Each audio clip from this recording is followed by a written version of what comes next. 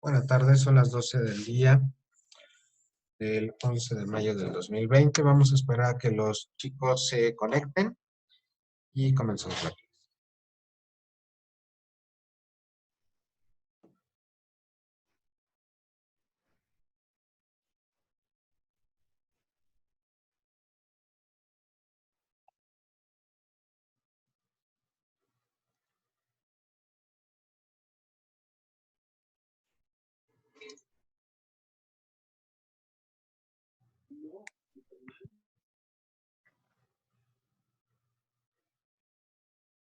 Hola Marianita, muy buena tarde, ¿cómo estás? Hola, profe, buenos días. Bien, Qué ¿y bueno, usted? qué bueno. Bien, mira, aquí ya listo para darles su clase. Vamos a esperar a que se vayan conectando los demás. Prende tu cámara, Marianita, porfa, para Sí. irles poniendo su asistencia. Mariana, Jacín. Hola Jacín, ¿cómo estás? Ahora Hola, sí profe. ahora sí ya leyó. Nomás porque no lo tengo enfrente para darle un coscorrón, casi. No había visto, perdón. Y también ya tenemos aquí a Hernán, a Miranda y a Uciel. Buenos Estoy días. pasándoles lista, ¿eh? Buen día, Hernán, ¿cómo están? ¿Bien y usted? Bien, miren, aquí cansado, pero de pie. Está bien, está bien. Hernán, ¿a quién más dijimos? Miranda y Uciel. ¿Qué pasó, profe? ¿Cómo estás, Ucielito? Sí Cuenta la estoy buena bien. vida. Gente. Miranda y Hernán, por favor, vayan prendiendo sus cámaras. Ya para estas fechas ya debemos de quitarnos la pena de vernos ahí en cámara. Ya llevamos, ¿qué? Casi 2 meses. Vamos a cumplir 2 meses la siguiente semana, ¿no?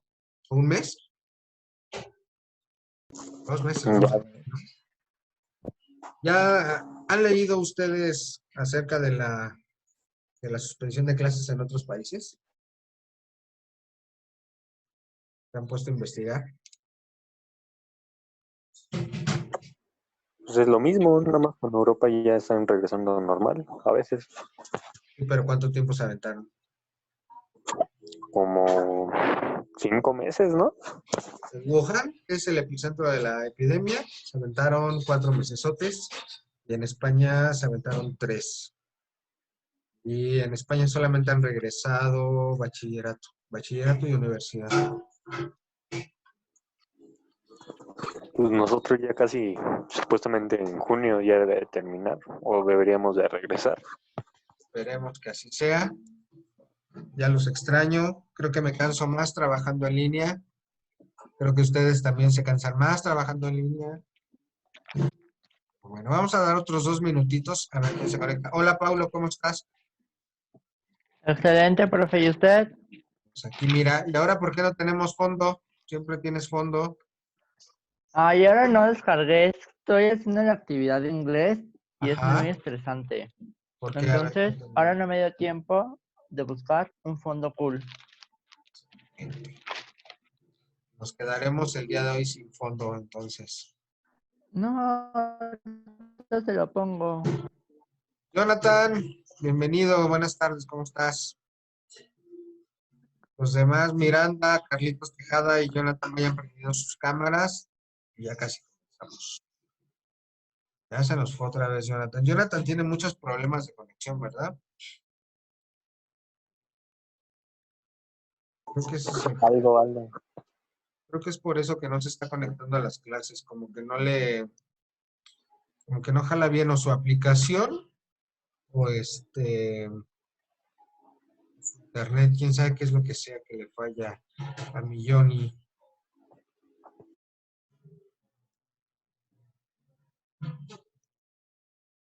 ¿Qué tal estuvo la fiesta ayer, Hernán? Te veo muy alicaído, como que todavía no te recuperas de la pachanga de ayer. Mira nada más esas ojeras. Estuvo Estuvo buenísimo el bien. festejo, ¿verdad? No, simplemente que me dormí tarde. Ya sé. Carlitos, ¿cómo estás? Bienvenido, por favor, prende tu cámara.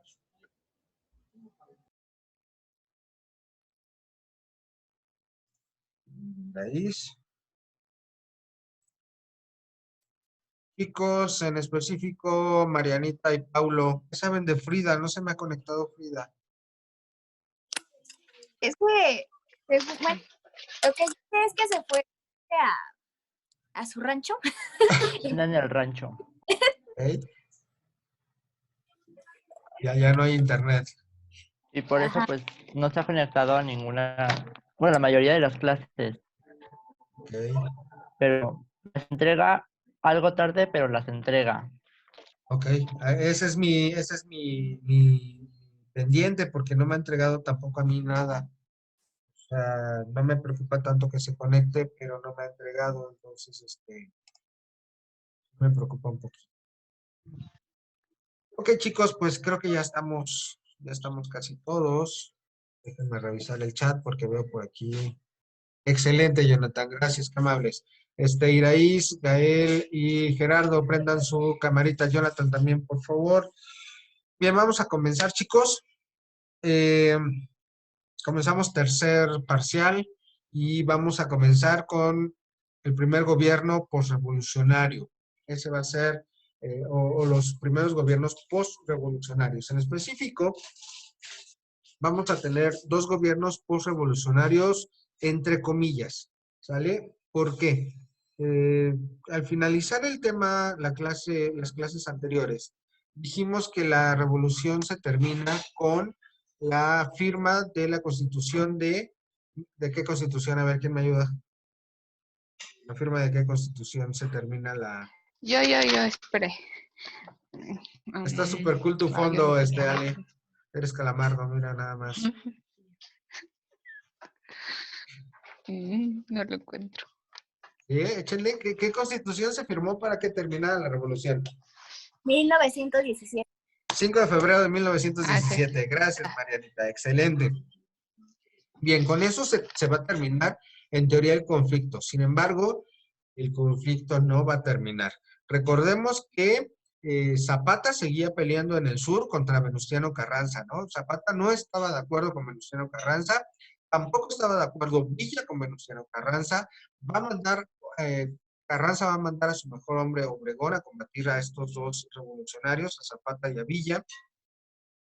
Y va a ocurrir un fenómeno muy importante con Carranza.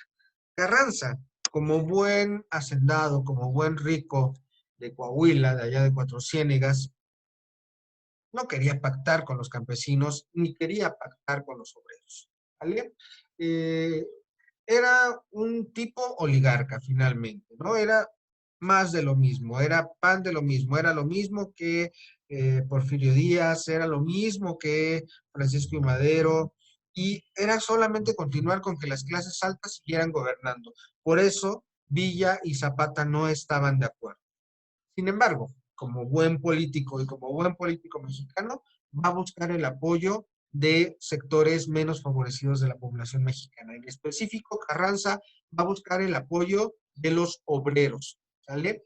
Va a buscar que los obreros se unan a él para conformar su fuerza, digamos, política, y en algunos casos va a conformar su fuerza también militar por medio de los obreros. ¿Contra quién va a estar peleando estos obreros? Básicamente contra los campesinos. Desde aquí vamos a ver la poca memoria del mexicano. Si recordamos nuestras clases del fin del porfiriato, recordaremos que los primeros que empiezan a saltar van a ser los campesinos y los obreros, ¿sale? Son los primeros que van a buscar un cambio de administración para que les quiten carga brutal de trabajo, para que se les paguen mejores salarios, en general para tener mejores condiciones. Y resulta que Carranza, 17, 18 años después, va a tomar a los obreros y los va a contrapuntear contra los campesinos de Villa y de Zapata. Incluso va a crear algo que va a conocerse como los batallones rojos. Pareciera que tienen una visión revolucionaria. Cuando hablamos de batallones rojos, lo primero que se nos viene a la mente es comunismo, es revolución rusa. Sin embargo, van a ser grupos pagados por el gobierno. Y esto va a ser muy importante.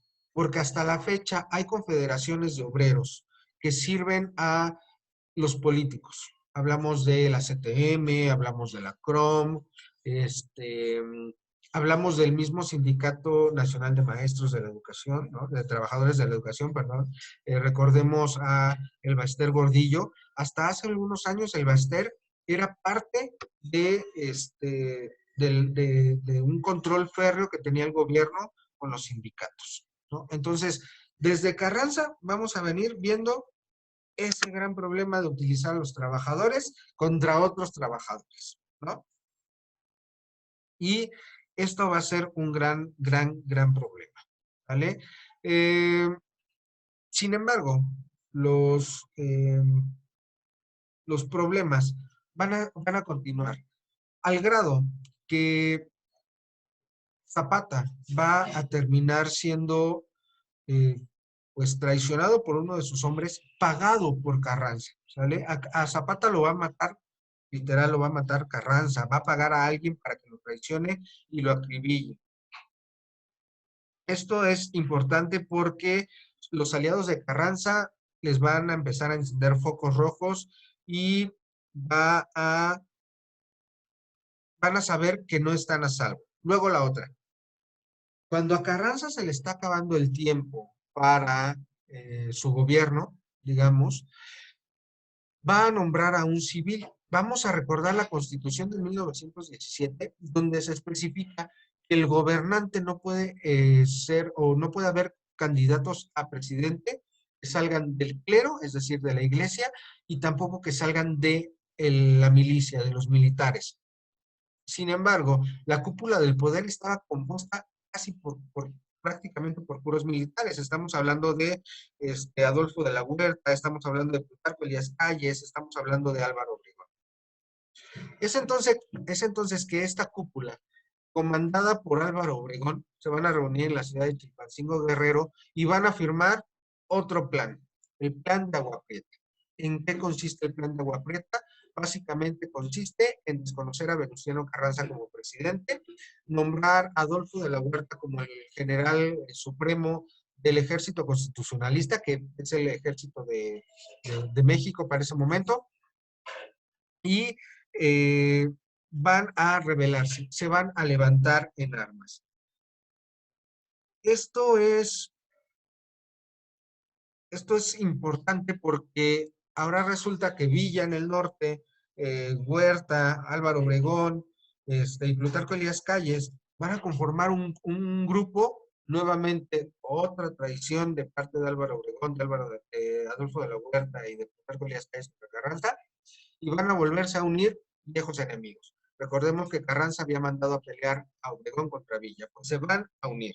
Incluso Álvaro Obregón ya estaba manco, le había volado una granada a la mano o el brazo en una batalla contra Villa, ¿no? Ahí vamos a ver otra traición nuevamente. Se va a firmar el plan de Agua Prieta y estas fuerzas van a comenzar a encerrar a Venustiano Carranza. Venustiano Carranza va a tomar el tren y se va a dirigir hacia la zona de Veracruz, pero en Tlaxcaltongo va a ser emboscado su carro privado donde él iba en el tren, va a ser acribillado y va a morir Venustiano Carranza en 1920. Se va a nombrar a Adolfo de la Huerta como presidente interino, en lo que se generan nuevas elecciones. Adolfo de la Huerta va a ser presidente durante 6 meses. Durante esos 6 meses, bueno, vamos a dejar que pase el avión.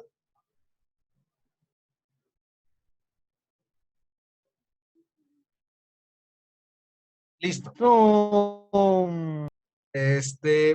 En esos 6 meses de gobierno de Adolfo de la Huerta, va a lograr algo que no había logrado Venustiano Carranza.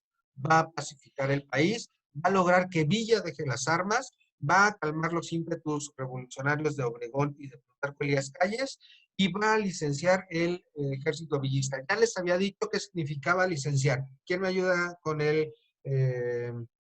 lo que significa licenciar para el ejército? Porque no significa que los volvió licenciados, no terminaron la carrera universitaria. ¿Qué significa licenciar? Ya les había dicho. porque a lo mejor viene en el examen, ¿eh? Nomás por hacerles la maldad. ¿No? ¿Quién me dice? ¿Nadie? Asiel, Carlos, Chivita, Luis Dar a Gerardo un está soldado pensando. A ver, dime, Uciel, absoluta. perdón. No te escuché bien, Dar, Uciel. dar a un soldado una licencia absoluta. Exacto, dar una licencia absoluta. Esto significa que los va a liberar de su contrato, los va a liberar de que sigan peleando, ¿no? Básicamente los va a dar de baja, ¿sale? Hola Ariadna, ¿cómo estás? Bienvenida. Prende tu cámara, por favor. Entonces, Adolfo de la Huerta va a lograr eso, va a lograr que Villa deje las armas, el ejército villista se va a ir a sus casas, va a nombrar a Villa como gobernante de Chihuahua y los ánimos se van a empezar a calmar. Se van a lanzar las convocatorias para presidente de México. Álvaro Obregón se va a proponer a la presidencia y finalmente va a ganar Álvaro Obregón para el periodo que va a comprender de 1920 a 1924.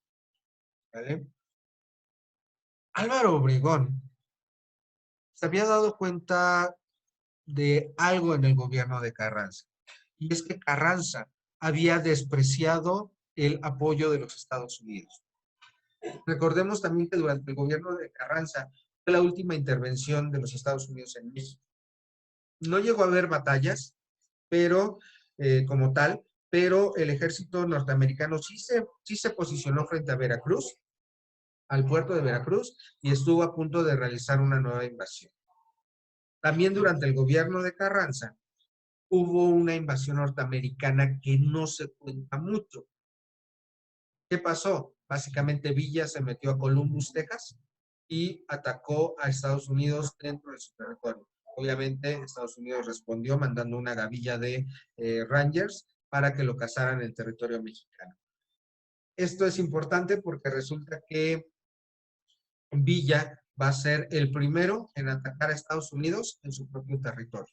¿Quién va a ser el segundo, según la historia? ¿Recuerdan? Estaban ustedes muy jóvenes, pero seguramente recuerdan. ¿Quién va a ser el segundo en atacar a Estados Unidos dentro de su territorio? ¿No? ¿Idea? ¿No le suena septiembre? ¿11? El de las Torres Gemelas. Exactamente, Gerardo, excelente. Osama Bin Laden.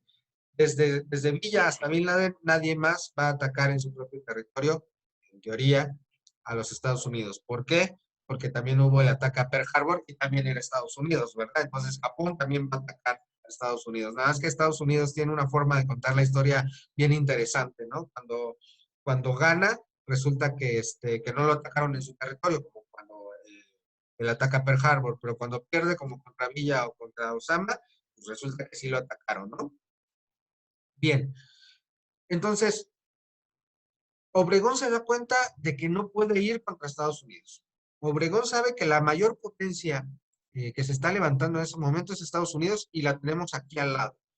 ¿Qué va a hacer Obregón en cuanto entre a la presidencia? Lo primero que va a ser cancelar los tratados que tiene México con otros países como Inglaterra y le va a asegurar a Estados Unidos sus propiedades, por ejemplo, en petróleo. Había campos de petróleo en México que estaban siendo explotados por parte de Estados Unidos, por compañías petroleras. Había muchos habitantes en México que eran de origen estadounidense y que tenían empresas, llámense fábricas, llámense tierras, llámense ganaderos, llámense... Había muchísimas empresas norteamericanas en México. Perdón, ¿quién es Galaxy Tab A? Por favor, encienda su Yo, cámara. profe, David. Ah, Carlitos, ok, ya te había pasado listamientos. Sí. Entonces, Obregón va a proteger los intereses de Estados Unidos en México. Esto es bueno, es malo, depende de cómo lo veamos, ¿no? Recuerden, siempre vamos a tratar de ver la situación desde diferentes puntos de vista. Por un lado, sabemos que dar las riquezas del petróleo mexicano a los Estados Unidos es bastante malo, ¿no? No solo se les otorgaba las cuestiones del petróleo, también se les otorgaba minerías, donde podían explotar el oro, la plata, ¿no? Y llevárselos a Estados Unidos. Eso es bastante malo. Pero por otro lado, y por lo que parece que lo hizo Álvaro Obregón, no convenía en ese momento estar peleado con Estados Unidos, ¿vale? Recuerdan la primera intervención francesa, recuerdan la primera intervención estadounidense, la segunda intervención francesa. ¿Por qué se dio? Porque México estaba sumido en la pobreza, porque México estaba constantemente peleándose entre ellos y no se pudo defender contra un invasor. Entonces, ¿qué va a hacer Álvaro Obregón? Básicamente le va a decir a Estados Unidos, tú y yo somos amigos, pero no te metas en mis cuestiones políticas ni en mis cuestiones militares. Si yo quiero atacar a Villa, yo voy a atacar a Villa. Si yo quiero perdonar a Francisco Villa, yo voy a perdonar a Francisco Villa, y aunque Villa se haya metido a tu territorio, tú no tienes por qué meterte a México. Es decir, por un lado sí va a entregar riquezas, pero por el otro lado va a proteger la soberanía completa del país, ¿no? O sea, siempre les he mencionado yo esto.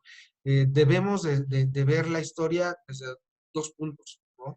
No podemos aferrarnos a solamente ver la parte mala, ¿no? Ok. Entonces, en este tratado, se llamó el Tratado de Bucareli o el Tratado de Amistad con Estados Unidos, se va a otorgar eso. Pero por otro lado, Álvaro Obregón va a hacer lo siguiente, le va a quitar a los ricos los grandes latifundios, es decir, estas enormes extensiones de tierra, pero enormes extensiones de tierra, se las va a quitar, las va a expropiar y las va a empezar a repartir. Va a ser Álvaro Obregón el primero que va a voltear a ver a los campesinos. Va a ser Álvaro Obregón el primero que voltee a darle tierras al desprotegido, a cumplir lo que había propuesto Emiliano Zapata con su plan de Ayala. Va a ser Álvaro Obregón el primero en dar eso. Por otro lado, a pesar de ser enemigo acérrimo de Villa, va a cumplirle a Villa un deseo y va a comenzar a extender la educación pública. Va a ser Álvaro Obregón el creador de la Secretaría de Educación Pública, ¿vale? A mando de José Vasconcelos. José Vasconcelos ya había creado la Universidad Nacional Autónoma de México y ahora Álvaro Obregón le va a encargar crear la Secretaría de Educación Pública. Es decir, con Álvaro Obregón se comienza una nueva etapa de búsqueda de educación pública. La educación pública en México no se había podido dar, no se había podido instaurar desde el tiempo de los mexicas, ¿vale? Solamente los mexicas tuvieron una educación pública estructurada con su Tepoztlali y con su Calmecac. De ahí en fuera, durante toda la colonia, durante toda la primera etapa del México independiente, durante todo el gobierno de Juárez, de Santana, de Díaz, no se había podido lograr que la educación en México fuera pública, gratuita y obligatoria. Va a ser con Álvaro Obregón que se comienzan a dar los primeros pasos. No se va a lograr al 100% porque hasta la fecha no tenemos una educación pública, gratuita y obligatoria al 100% en el país. No se ha podido realizar. Sin embargo, con Carranza se van a comenzar a dar estos primeros pasos para lograr la educación pública. Ya habíamos hablado que con Carranza se comienzan a hacer pactos de parte de los presidentes con las fuerzas obreras, con las fuerzas campesinas. A pesar de todo, a pesar de que Carranza lo intentó, tampoco lo va a lograr. Pero Obregón sí va a poner los cimientos para poder movilizar a estas grandes masas obreras. Hace rato en sociología veíamos clases sociales en México. Las clases sociales en México básicamente están divididas en tres partes. La primera, la clase alta.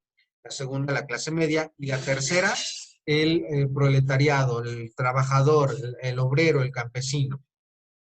Si nos imaginamos las clases sociales en México como un gran pastel, resulta que las clases altas van a ser solamente la cubierta del pastel, ¿no? El merengue, el chantilly, el glaseado real. Esa va a ser...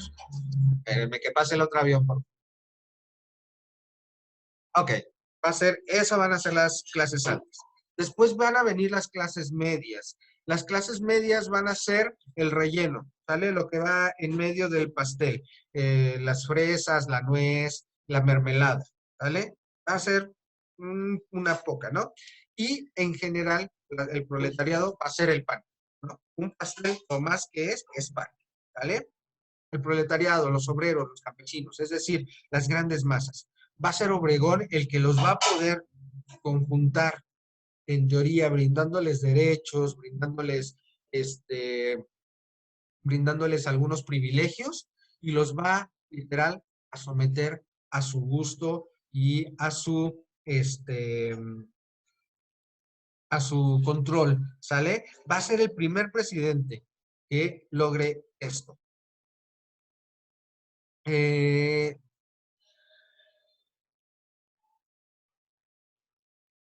Aquí va a tener otro serio problema Álvaro Obregón. Ya logró educación, ya logró repartir tierras, ya logró que los campesinos y los obreros bajen su nivel de exigencia, otorgándole, claro está, otorgándoles ciertos privilegios, otorgándoles algunas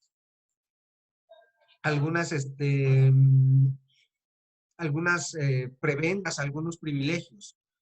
Sin embargo, tiene otro problema. Y ese problema son sus rivales políticos. ¿Quiénes son sus rivales políticos? Adivínenme. Ya les hablé de algunos que se unieron a él contra Venustiano Carranza. A ver, revisen si apuntaron los nombres de esas personas. ¿Creen que estos sean rivales políticos de Álvaro Obregón también?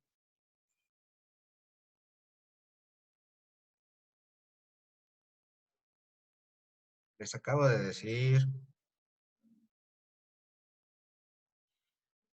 Uno empieza con A, su apellido con H, el otro empieza su nombre con P y su apellido con C. Victoriano Huerta. No, que Victoriano Huerta. Ese ya se murió desde hace mucho. Ay, perdóneme. Alfonso de la Huerta. Adolfo de la Huerta. Muy bien, Miranda. ¿Y quién es el otro? Uno más importante que Adolfo. Adolfo se va a quedar bastante tranquilo, pero hay otro más importante que Adolfo. Empieza con P y luego tiene otro nombre con E y luego tiene su apellido con C.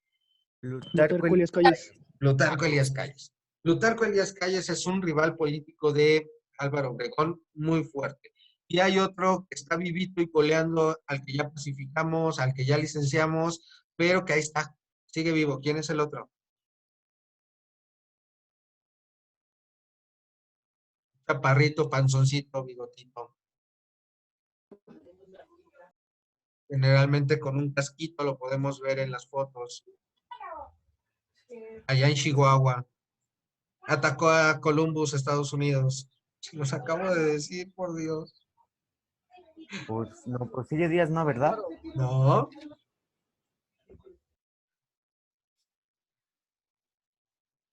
Álvaro Obregón. No, Álvaro Obregón es el presidente, pero estamos buscando a los enemigos de Álvaro.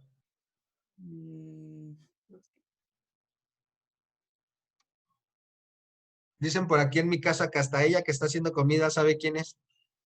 Si quieren que le sople. Dígale que sí. Paulo, cambia ese nombre porque recuerda que esto lo subo y lo ven maestros.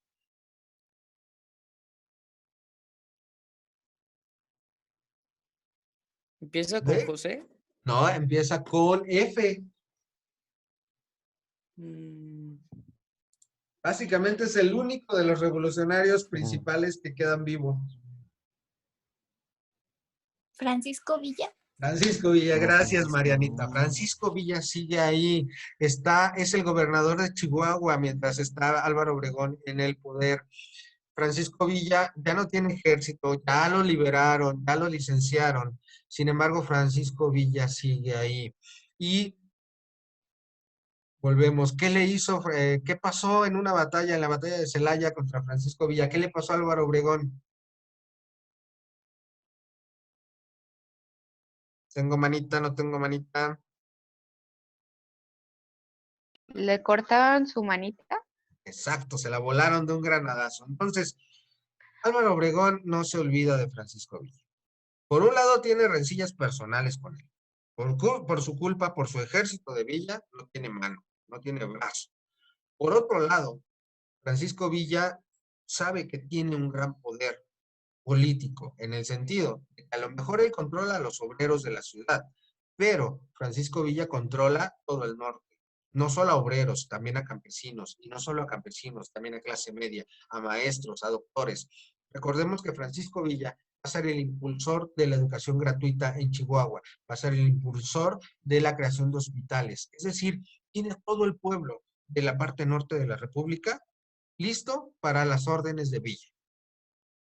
Así que el 20 de julio de 1923, un año antes de que termine el gobierno de Álvaro Obregón, Villa va a ser asesinado brutalmente en Parral, Chihuahua. Hidalgo del Parral. Álvaro Obregón sabía que tenía que matar.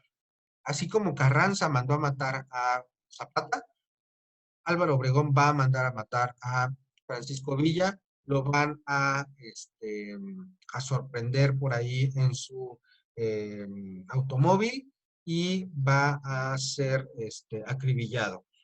Lo emboscan igual que a Zapata, con la diferencia de que Zapata no se llevó a nadie y Villa todavía sacó su revólver y cuentan que se echó a algunos de sus atacantes, ¿no? Básicamente esto va a ser el gobierno de Álvaro Obregón. El gobierno de Álvaro Obregón va a lograr instaurar la SEP, va a lograr instaurar estos movimientos obreros, los va a alinear al gobierno, va a lograr pacificar el país porque ahora sí va a estar completamente pacificado una vez que muere Villa, pues ahora sí no hay forma, ¿no?, de que el país siga revolucionando. Es decir, con Obregón se van a terminar los movimientos armados como tal. Con Obregón se termina ahora sí la Revolución Mexicana, con el gobierno de Obregón. Se van a lanzar a la presidencia Plutarco Elías Calles, que va a ser, a pesar de ser un rival político de Álvaro Obregón, va a ser el elegido por Álvaro Obregón para continuar su obra. Y entonces,